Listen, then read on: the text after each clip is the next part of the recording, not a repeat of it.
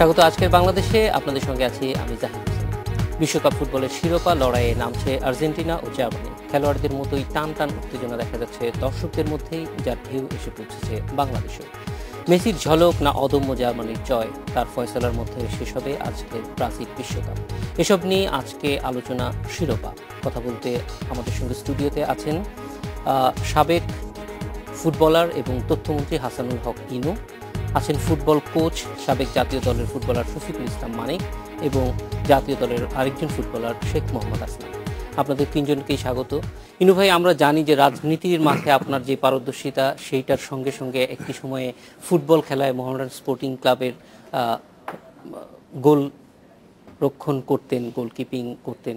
তো আমরা দেখলাম যে এই বছর ব্রাজিলে যে বিশ্বকাপ হলো সেটা নিয়ে বাংলাদেশেও স্বাভাবিকভাবে অন্যান্য বছরের মতোই যথেষ্ট মানুষের ভেতরে উৎসাহ উদ্দীপনা ছিল, ব্যাপকভাবে খেলা দেখেছে। এই রোজার ভিতরেও মানুষ রাত জেগে এখনও সমর্থকরা রাস্তায় আমরা দেখতে পাচ্ছি।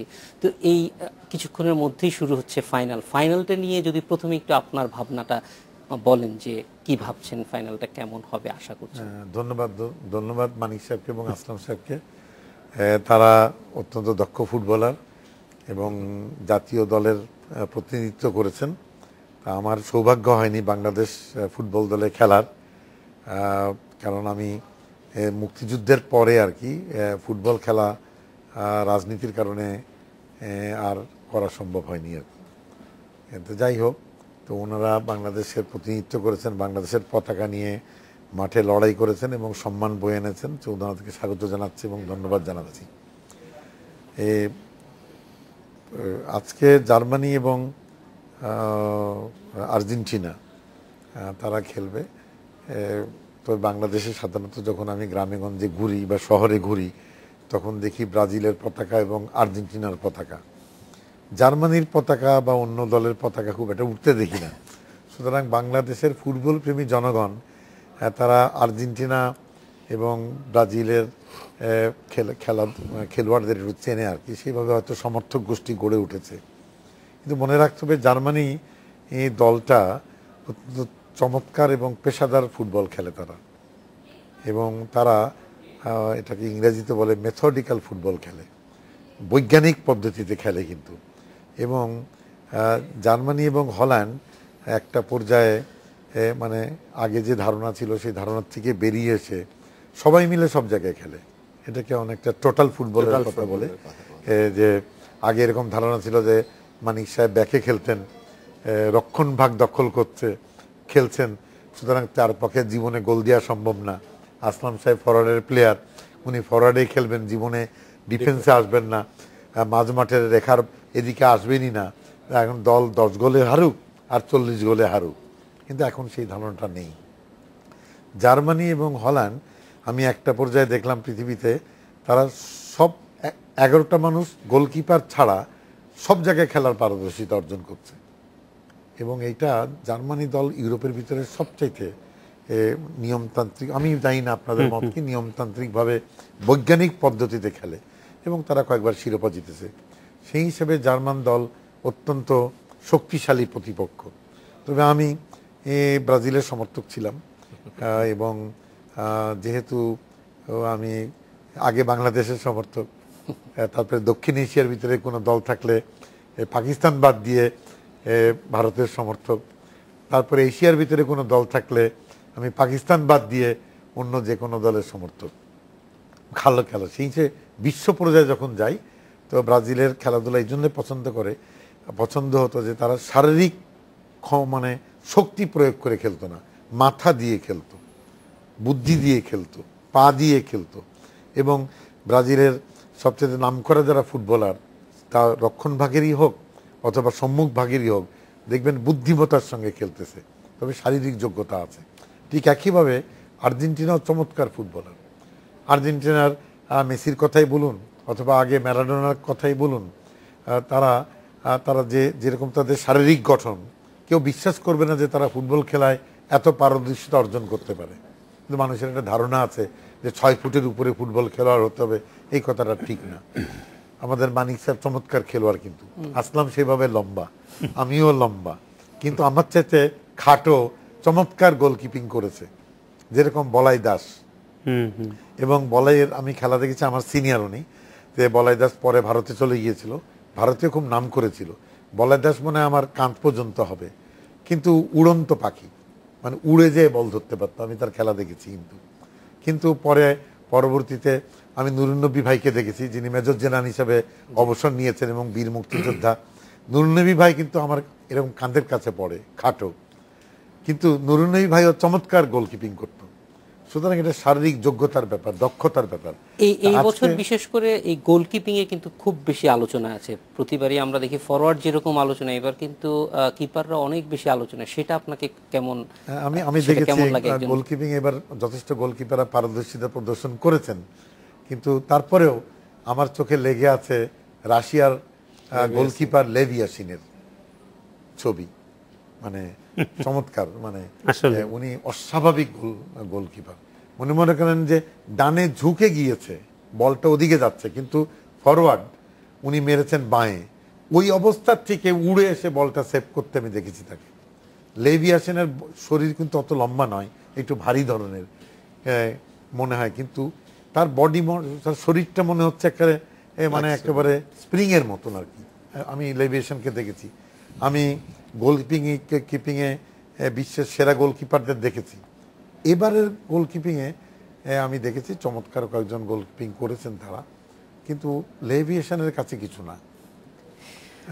তবে আপনি যে প্রশ্নটা করেছেন যে এবারে আর্জেন্টিনা, আমি এই মুহূর্তে দক্ষিণ আমেরিকার দলের সমর্থক, এবং আমার কন্যা, আম্মা, এরা সবাই এখন আর্জেন্টিনার সমর্থক। এই জন্যে তারা বলেছে যে ব্রাজিলকে জার্মানি এত অপদস্থ করলো কেন, 7 গোল কেন দিল, সুতরাং ব্রাজিলের একটা শিক্ষা হয়ে যাওয়া দরকার। তো সেটা যাওয়ার কথা না। আমি ভালো খেলোয়াড় সমর্থক, এবং ব্রাজিলের, আর্জেন্টিনার মেসি, তার খেলা কিন্তু ঢাকার মাঠে আমি দেখেছি। আমি সাধারণত ইদানিং যাই না, কিন্তু মেসির খেলা দেখার জন্য গিয়েছি। চমৎকার ফুটবলার, তার মাথা দিয়ে খেলে, সে কিন্তু বুদ্ধি দিয়ে খেলে, এবং তার ছোটখাটো মানুষ কিন্তু দক্ষতা প্রদর্শন করে।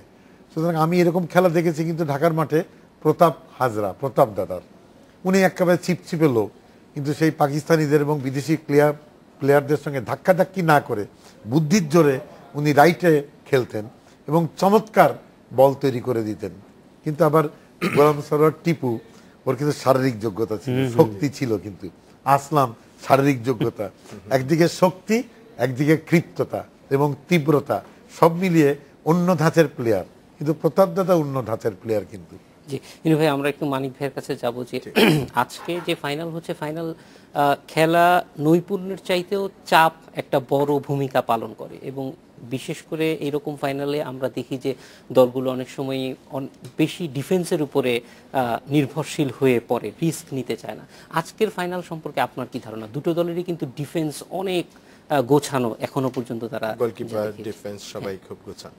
না, আর্জেন্টিনার প্রথম দিকে কিন্তু এই ডিফেন্স নিয়ে খুব শঙ্কিত ছিল, এবং শঙ্কিত থাকার কারণেই সবসময় বলা হতো যে আর্জেন্টিনার ডিফেন্সটা খুব নড়বড়ে। তো সে কারণে লাস্ট দুটি ম্যাচ তারা কিন্তু সে থেকে বের হয়ে আসছে, এবং বের হয়ে এসে দেখা গেছে ডিফেন্স তাদের খুব শক্ত, গোল খাচ্ছে না, গোল দিতে পারুক আর না পারুক গোল খাচ্ছে না। এবং সেখানে 4 জন ডিফেন্স তো রয়েছে, তার মাস্কেরানো সেখানে এসে জয়েন করেছে, খুব কম্প্যাক্ট ডিফেন্স খেলছে কিন্তু এখন আর্জেন্টিনা। ওয়ারেজ অপরদিকে জার্মানি কিন্তু ওভারঅল তারা শুধু ডিফেন্স নিয়ে না, ডিফেন্সে কিন্তু আরেকটি শক্তি বেড়েছে, আপনি দেখেছেন হয়তো, গোলকিপার নয়ার, সেই লাস্ট ডিফেন্ডার হিসাবে অনেক ভালো ম্যাচ খেলেছে, কয়েকটি ম্যাচে সে তার বিশেষ ভূমিকা ছিল। তো জার্মানি ওভারঅল টিম হিসাবে খুব কম্প্যাক্ট টিম, সবাই শুধু ডিফেন্স না, মিডফিল্ড, ডিফেন্স সবাই মিলে একত্রিত। নয়ার বিশেষ করে আলজেরিয়ার সঙ্গে তো ডিবক্সের বাইরে, এর পরের ম্যাচটিতে তাই খেলেছে, কোয়ার্টার ফাইনাল ম্যাচে এসেও তাই খেলেছে। সো আমি মনে করি যে দু দলের যেই ডিফারেন্সটা গড়বে, জার্মানি যদি প্রথমে আর্জেন্টিনাকে গোল দিতে পারে তাহলে হয়তো একটু আর্জেন্টিনার জন্য ব্যাক করে আসাটা খুব কষ্ট হবে। আর যতক্ষণ পর্যন্ত না গোল হবে না, 90 মিনিটস 120 মিনিটে চলে যাবে, এটা আর্জেন্টিনার পক্ষে যাওয়ার সম্ভাবনা বেশি থাকবে। কারণ 120 মিনিট আর্জেন্টিনা দুটি ম্যাচ অলরেডি খেলে ফেলেছে। জার্মানি কিন্তু তাদের 90 মিনিটসের উপরে খেলতে হয়নি তাদের। একটা খেলা আলজেরিয়ার সঙ্গে, আলজেরিয়ার সাথে শুধু 90 মিনিটসের পরে একটি ম্যাচ খেলেছে, 6 ম্যাচের ভিতরে একটি ম্যাচ, আর ওয়ারেজ আর্জেন্টিনা দুটি ম্যাচ খেলেছে। তো সেক্ষেত্রে আমি মনে করি যে আর্জেন্টিনার জন্য এটা প্লাস পয়েন্ট রয়েছে। এবং আমি আলটিমেটলি আমি যেটা চিন্তা করছি যে হয়তো আর্জেন্টিনা এই ম্যাচ ক্লিক করার সম্ভাবনা আছে, যদিও প্রেশার রয়েছে।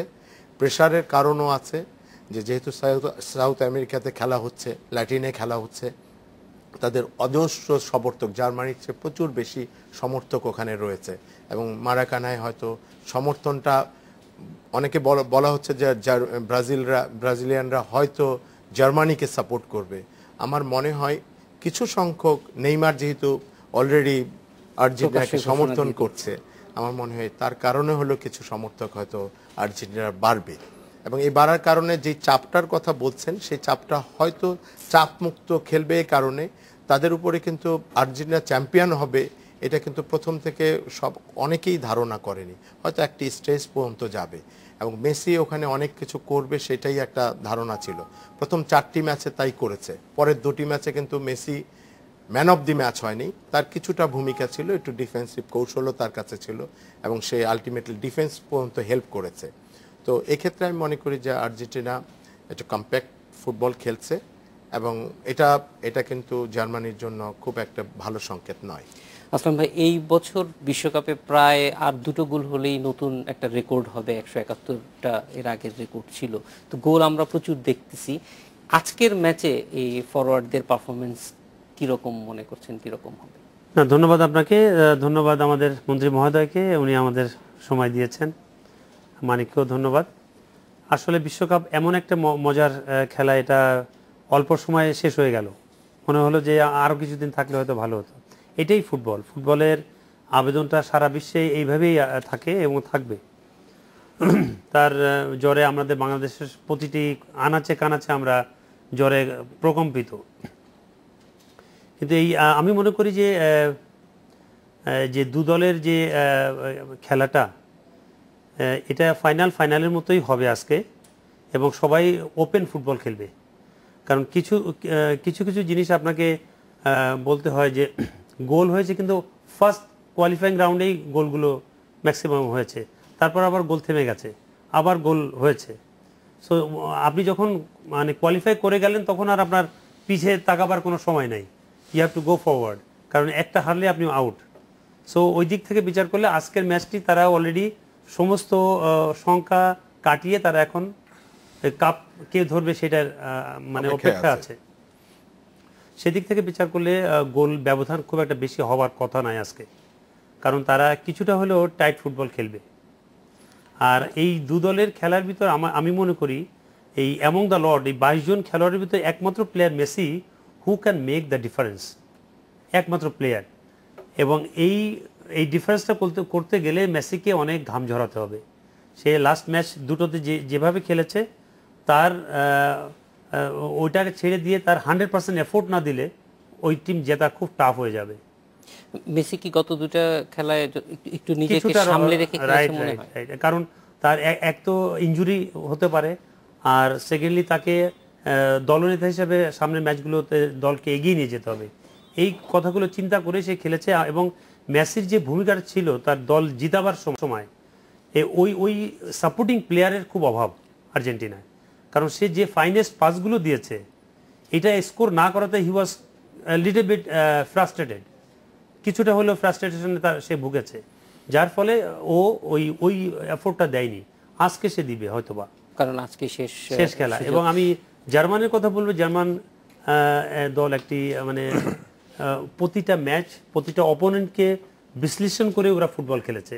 ইনুভাই যেটা বললো, ওরা অঙ্ক কষেই ফুটবল খেলেছে, দ্যাটস ট্রু। না, আরেকটা জিনিস, এফোর্ট দেয়নি কথাটা না, এফোর্ট দিতে দেয়নি, মানে না, এটা প্লাসে হয়তো এমন দিয়ে যে বলটা বেরিয়ে দিয়েছে, ও ওয়ার্থলেস ছিল, বলটা কোনো কাজে লাগাতে পারে নাই। লাস্ট ম্যাচে যে বল দুটো দিয়েছে, আমি যদি ফিট থাকি আমিও ওই বল গোল করতে পারতাম। ওই মাথার উপর দিয়ে টস করে দেওয়াটা, এটা এত ছিল না, কষ্টকর ছিল না। ওই লেভেলে প্লেয়ার হলে ওটাকে ওই গোল করা উচিত ছিল তার। জি, আমরা মনে করি যে আজকে যদি এরকম সুযোগ আসে তাহলে অবশ্যই সুযোগের সদ্ব্যবহার করতে হবে, কারণ মেসি অবশ্যই একটা 90 মিনিটের খেলায় বেশ কয়েকটা এরকম পাস দিবে, সেটা তার সক্ষমতা আছে। আমরা এই বিষয়গুলো নিয়ে আরেকটু কথা বলবো, একটা বিরতির পর। দর্শক, যাচ্ছে বিরতিতে, ফিরছি।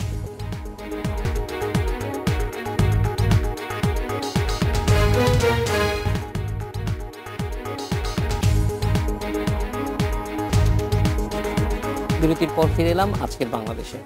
ইনু ভাই, আমরা একটু যদি আর একটু টেকনিক্যালি দেখি আর কি আজকের খেলাটাকে, তাহলে দুই দলেরই এফোর্টটা কেমন থাকবে, টেকনিক্যাল এফোর্টটা আপনার মনে হয়? আমরা খেলাধুলার থেকে বহুত দূরে আছি, তো দুইটা দলই শক্তিশালী দল। তবে এখানে আমি যেটা মনে হচ্ছে যে মাঝমাঠে এইখানেই খেলা বেশিক্ষণ থাকবে, কিন্তু তাদের দক্ষতা অনুযায়ী। এখন এই খেলা জিতবে কে? এখানে আমি বলবো যে প্রথমে কর্নারের থেকে কর্নার দেওয়াটা খুব ঝুঁকিপূর্ণ, কেন কর্নার এমন একটা বিষয় যেটা আপনি যে নিশ্চিত গোল হবে এমন কোনো ব্যাপার নয়, কিন্তু কর্নারে গোল হয়ে যায়, এবং সেই গোলটা ঠেকানো একটা গোলকিপারের পক্ষে খুবই কঠিন হয়, কিন্তু মাঝে মাঝে গোলকিপারের ভুল হয়। সুতরাং যেই দল সবচেয়ে কম কর্নার দিবে সে কম ঝুঁকিতে থাকবে কিন্তু। আর এখানে নির্ভর করছে আমার কাছে মনে হচ্ছে যে একটা কৌশল, সেটা হচ্ছে মাঝমাঠে খেলছে মানে ঝটিকা আক্রমণ, তীরের মতন ঢুকে গেল ভিতরে। যারা এই কৌশলটা নিতে পারবে সে মানে গোল দেওয়ার সম্ভাবনাটা বেশি করবে আর কি। সেদিক থেকে মেসির যে যোগ্যতা, তার কিন্তু একক শারীরিক যোগ্যতা এবং খেলার দক্ষতা, সে কিন্তু একা তীরের মতন ঢুকে যেতে পারে।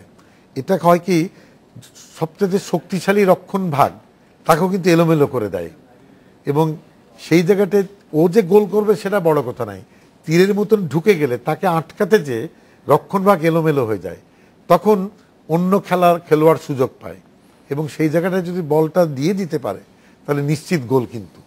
সুতরাং এরকম যদি আমি যেটা বলবো যে মানে তীরের মতন ঢুকে যাওয়া, ঝটিকা আক্রমণের কৌশল নেওয়া, কম কর্নার দেওয়া, এটার উপর নির্ভর করছে জার্মানি জিতবে কি জিতবে না। জার্মানিরও মানে সামনের ভাগে চমৎকার প্লেয়ার আছে, কিন্তু দক্ষ প্লেয়ার আছে কিন্তু।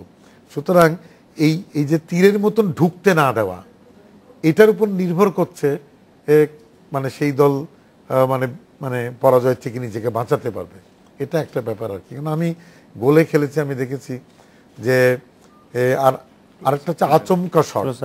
আচমকা শট অত্যন্ত গুরুত্বপূর্ণ।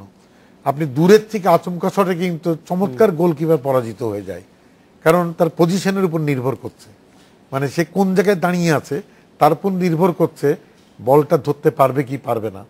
সুতরাং দর্শক মনে করছে তো বলটা ধরা উচিত ছিল, কিন্তু গোলকিপারের পজিশন যদি ঠিক না থাকে দূরের থেকে একজন ফরওয়ার্ড স্কোর করে দিতে পারে।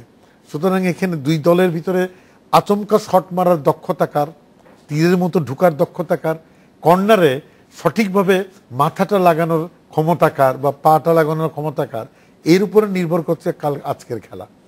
এটা কিন্তু খেলে একেবারে যে বল বানিয়ে গোল দিবে আমার কাছে মনে হচ্ছে না।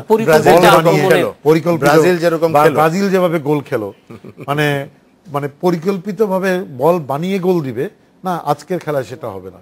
এবং সেখানে দেখবেন দুইটা দলই সমান, কিন্তু এই যে ঝুঁকিগুলো, এই ঝুঁকিগুলোর উপর নির্ভর করছে।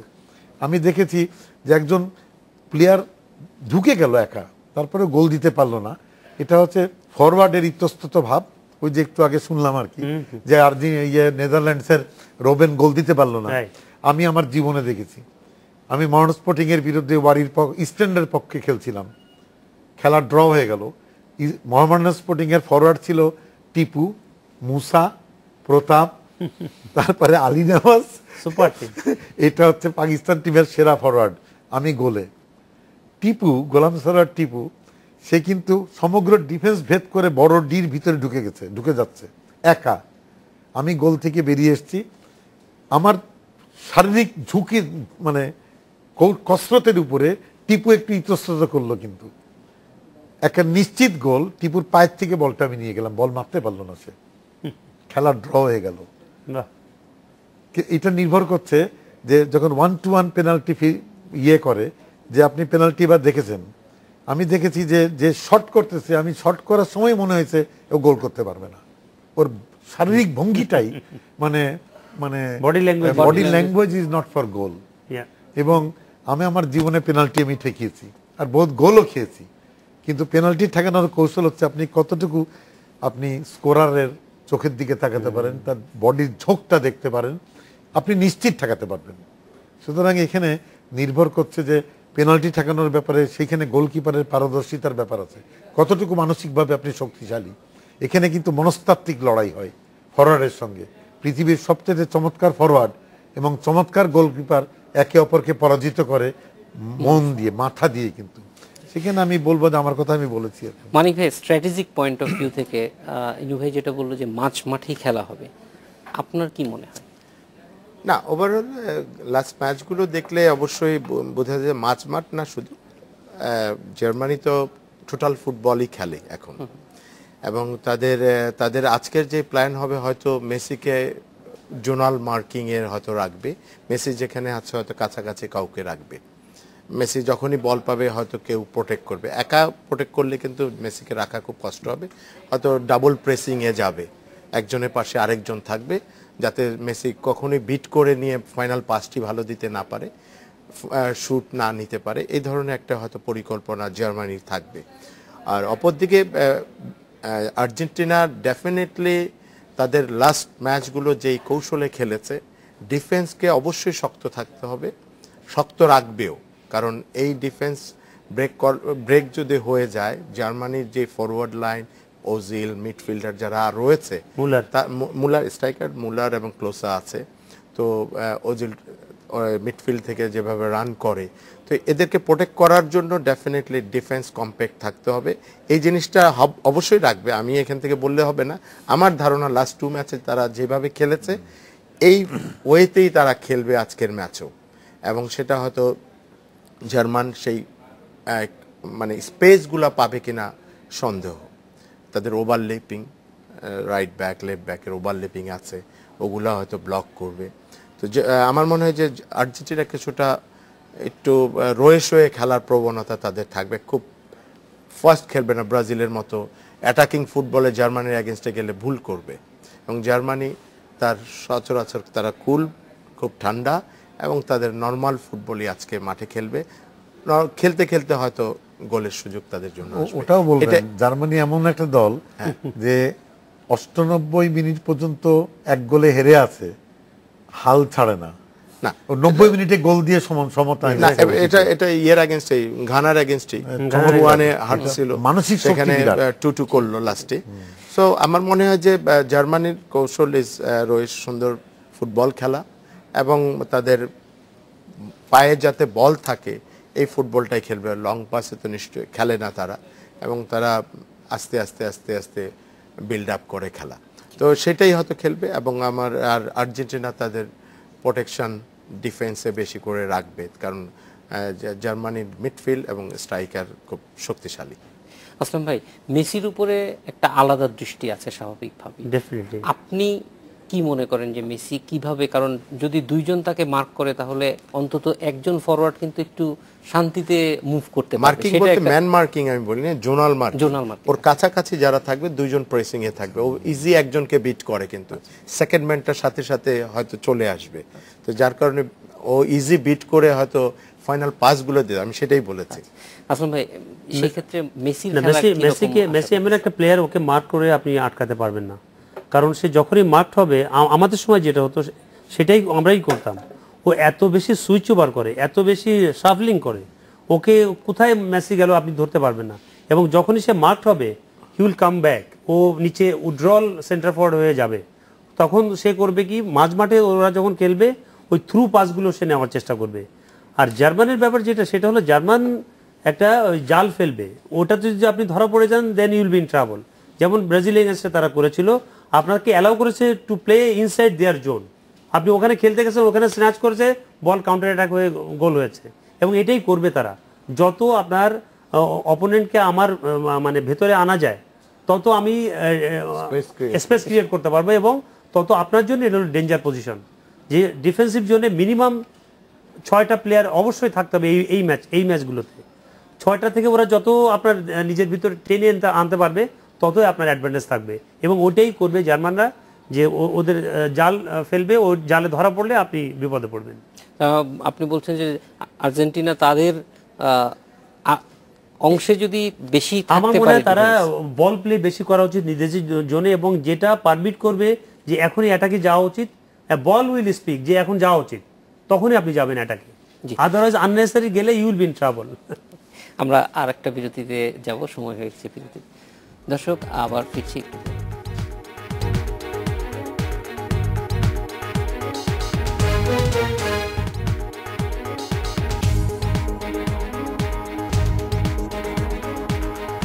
বিরতির পর ফিরে এলাম আজকের বাংলাদেশে।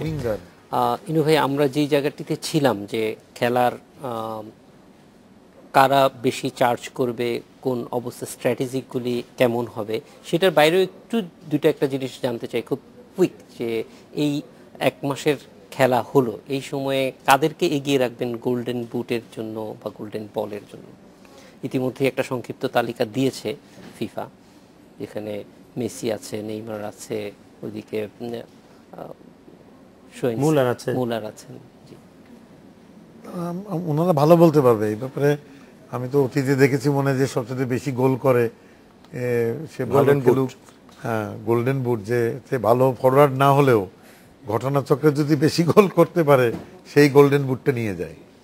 বহুত সময় আমার কাছে মনে হয়েছে যে গোল্ডেন বুটের যোগ্য সে না, ফরওয়ার্ডের দক্ষ প্লেয়ার অন্যজন।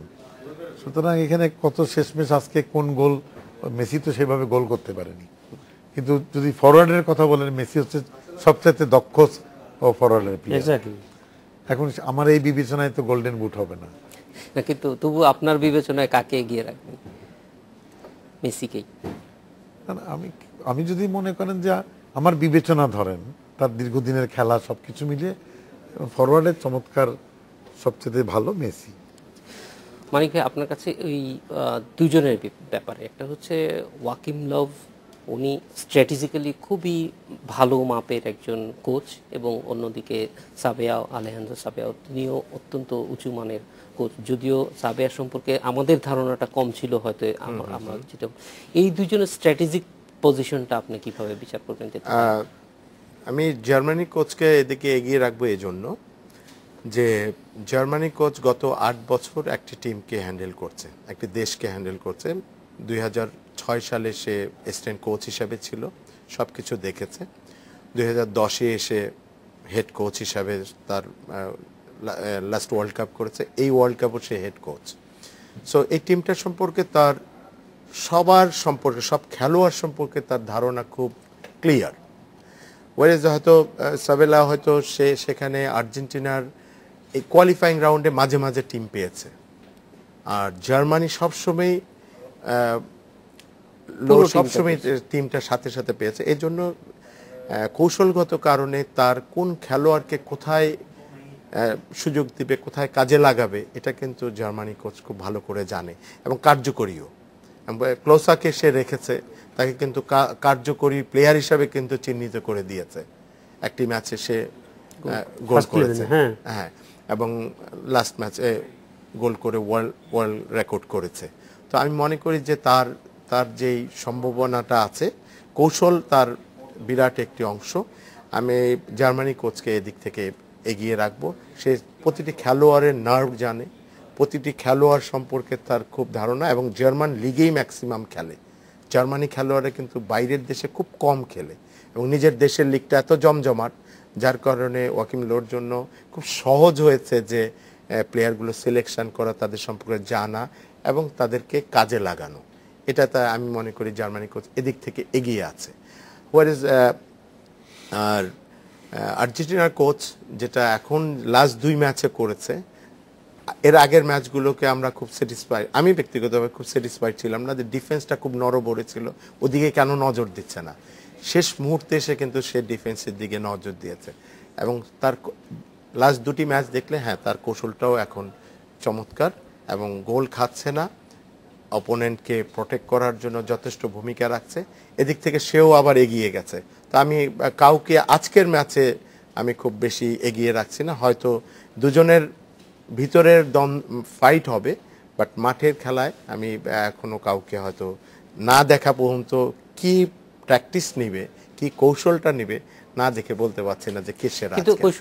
কৌশলের ক্ষেত্রে কি ধরেন কোন ধরনের পজিশন চেঞ্জ আসার সম্ভাবনা না, আছে আপনি অ্যাজ ওয়েল খেলছে। ওই যে বললাম না যে হয়তো একটি প্লেয়ারের ক্ষেত্রে জার্মানি হয়তো করবে যে জোনাল মার্ক ডাবল প্রেসিং, ও যখনই বল পাবে কাছাকাছি দুজন থাকবে, এই ধরনের একটি কৌশল হয়তো নিতে পারে। আর হয়তো সেট পিস থেকে জার্মানিরা খুব ভালো, সেট পিসের কর্নার কিক থেকে গোল পাচ্ছে তারা এবং উইং প্লে করছে, এগুলো হয়তো ব্লক করার জন্য কিছু তো কৌশল অবশ্যই নেবে আর্জেন্টিনা। আসলাম ভাই, ফরওয়ার্ডের আমরা জানি যে দুইটা দলেরই ফরওয়ার্ড কিন্তু কাগজে কলমে অনেক শক্তিশালী, যদিও জার্মানি এবছর অনেক গোল পেয়েছে, আর্জেন্টিনা সেই অনুযায়ী খুব বেশি গোল করতে পারেনি আর্জেন্টিনার ফরওয়ার্ডরা, তবে কাগজে কলমে কিন্তু বেশ ভালো ফরওয়ার্ড আর্জেন্টিনারও। তো দুই দলেরই ফরওয়ার্ডের মূল যে লক্ষ্যটা থাকবে সেই লক্ষ্যটা মানে কিভাবে ওরা, যেমন ইনু ভাইও একটু আগে বলছিলেন যে হয়তো কাউন্টার অ্যাটাক অথবা কোনোভাবে স্কিট করে চলে যাওয়া, সেই জিনিসটা কোনটা বেশি গুরুত্বপূর্ণ মনে করেন আপনি? পরিকল্পিতভাবে খেলা? আমি যদি মনে করি যে ও মানে স্টপার কিংবা ইনভাই স্টপার খেলছে, আমি যদি দাঁড়িয়ে যাই ওনাদের মাঝখানে, তাহলে আমাকে হ্যান্ডেল করা খুব ইজিয়ার হবে। সো যে টিমের প্লেয়ার আজকে বেশি সাপলিং করবে ওখানে আপনাকে চিট ধরাতে গেলে ইউ হ্যাভ টু মুভ, যত মুভমেন্টে থাকবে তত ওনাদের বিপদে পড়বে। সো জার্মান দলের এই যে সাবলিংটা খুব অফেনলি করে ওরা, ক্লোজা, মুলার এবং ওর আশেপাশে যারা ওজিল, এরা খুব অফেনলি মুভ করে, এতে করে ওদের মানে মার্ক করা খুব ডিফিকাল্ট। পাশাপাশি বলবো যে হিগোইন, আপনার মেসি এবং ওর পাশে যারাই খেলবে তারা ওইভাবে ওই মুভটা করে না, এবং আজকে এই জয়টা আনতে গেলে এই মুভমেন্টটা অবশ্যই দরকার, এবং রানিং যে টিমের যত বেশি থাকবে he will get the advantage. গত খেলায় কিন্তু আর্জেন্টিনার একটা জিনিস দেখা গেছে যে ওরা রাইট দিয়ে লাভেজি দিয়ে আক্রমণগুলো করছে, লেফট উইংটা ওরা বেশিরভাগ সময় ইউজ করে না। তো এইটা কতটুকু দুর্বলতা মনে করেন? না, এখানে হয়তো ওইভাবে অ্যাটাকটা ওইখানে সুবিধা করতে পারে না, তারা সাইড চেঞ্জ করেছে, এটা করতে পারে, স্ট্র্যাটেজিক্যাল ইনিশিয়েটিভ তারা নিবে এবং অন দ্য স্পট সিচুয়েশন যেটা পারমিট করবে ওইটাই করতে হবে, এবং যেটা বেস্ট সিচুয়েশন সেটা যে ইউটিলাইজ করতে পারবে, he will win the match. Best সিচুয়েশনের ক্ষেত্রে আমরা দেখেছি যে সেট পিস যেটা বিশেষ করে যদি সামনের থেকে হয় সেক্ষেত্রে কিন্তু আর্জেন্টিনাই এগিয়ে থাকবে। তবে বেস্ট সিচুয়েশনে আমি একটা জিনিস বলবো, সব থেকে আমার যেটা ভালো লেগেছে সেটা হলো মেসি ইজ আনপ্যারালাল। ও উপস্থিত বুদ্ধি যে এত শার্প এবং এত কুইক ডিসিশন নিতে পারে, ওর আশেপাশে যদি ম্যারাডোনা কিংবা অন্য এই লেভেলের কিংবা তার সাব স্ট্যান্ডার্ড যদি কোনো প্লেয়ার থাকতো, তাহলে ও এই টিমকে ধরা খুব ডিফিকাল্ট হয়ে যেত যে কোনো টিমের জন্য। আসলাম ভাই, আবার একটা সময় হলো বিরতির, ফিরে আসছি একটু প্লিজ। দর্শক, আসছি একটু।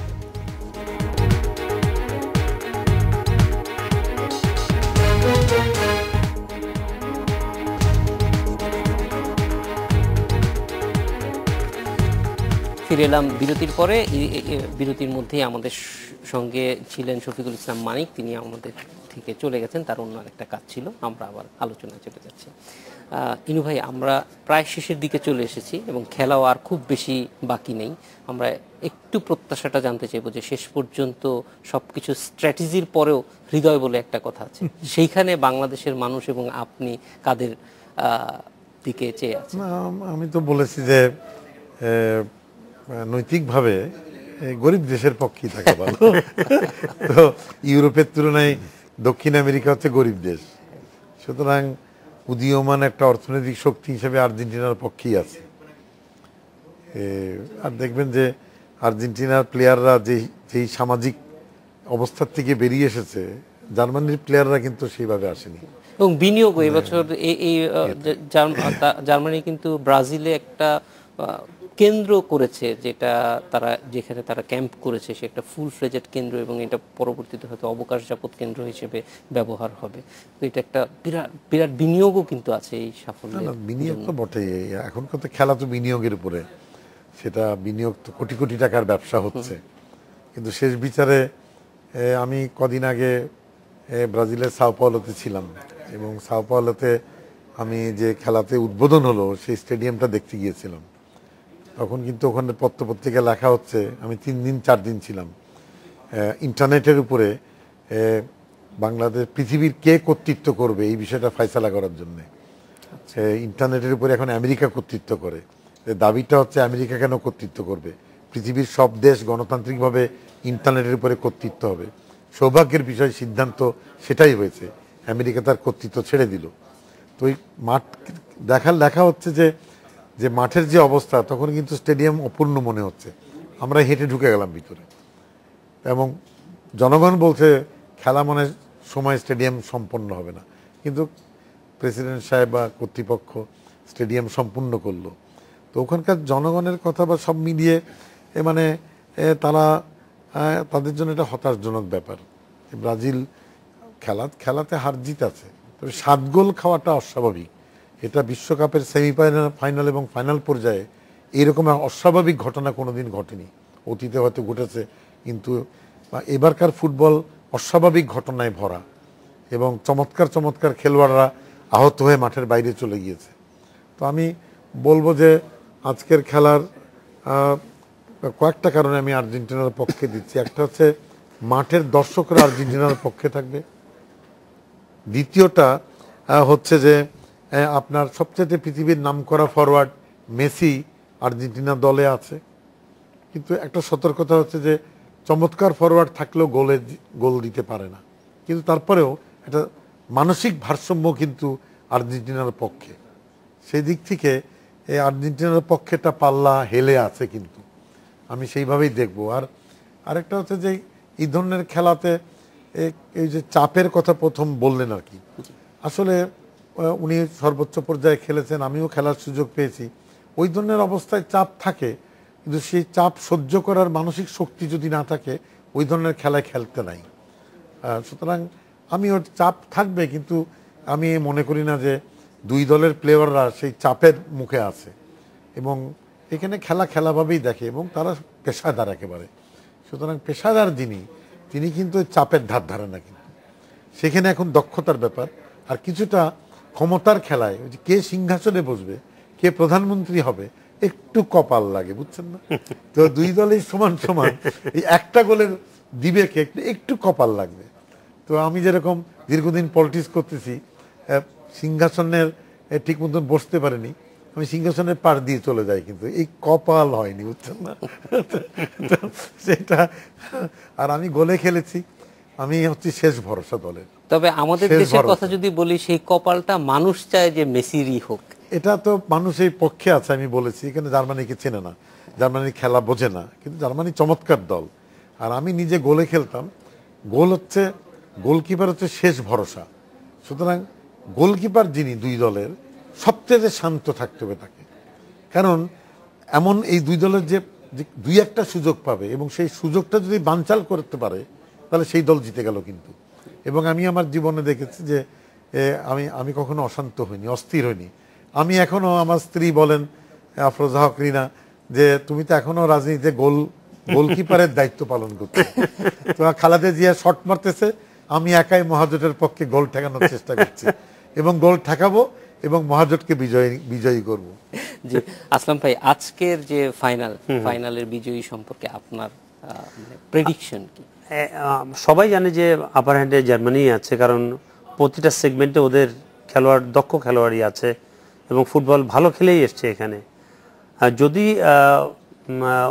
মানে শর্ট টাইমে যদি গোল কনসিড না করে আর্জেন্টিনা, ওদের যদি 50-60 মিনিটস পর্যন্ত হোল্ড করতে পারে, আউট অফ ফ্রাস্ট্রেশন তখন জার্মান এগ্রেসিভ ফুটবল খেলা শুরু করবে, তখনই আর্জেন্টিনা ম্যাচে ফিরে আসার একটা সুযোগ থাকবে। বাট আর্লি যদি গোল কনসিড করে, then it will be very tough for Argentina ওদেরকে হোল্ড করা। তো ফলে আসলে গোলটা ঠেকানোই আজকে মনে করছেন যে বড়, কিছুক্ষণ রয়ে খেলতে হবে, দ্যার ইজ নো অল্টারনেটিভ। কারণ আপনাকে অপোনেন্ট কে ওটা রিড না করে আপনি ধাম করে ঘর ছেড়ে চলে গেলেন, দ্যাট শুড নট বি। আসলাম ভাই, এইবার গোল্ডেন বুট এবং গোল্ডেন বুটটা তো একরকম ফয়সালা হয়েই আছে, গোল্ডেন বল কার পাওয়া উচিত মনে করেন? আমার মতে তো রদ্রিগেজে পাওয়া উচিত আমার মতে। এখনো পর্যন্ত he is the best player আমার চোখে, এ মোস্ট প্রমিজিং প্লেয়ার এবং এই প্লেয়ার ভবিষ্যতে একটা সুপারস্টার হয়ে আসবে। জি আসলাম ভাই, ইনু ভাই, আপনাদেরকে অনেক অনেক ধন্যবাদ আমাদের অনুষ্ঠানে উপস্থিত। আপনাদেরও ধন্যবাদ। আপনাকে ধন্যবাদ, ইন্ডিপেন্ডেন্স দর্শক, টিভিকে এই ধন্যবাদ। ছিল আজকের বাংলাদেশে। দেখা হবে আবার আগামীকাল। শুভরাত্রি।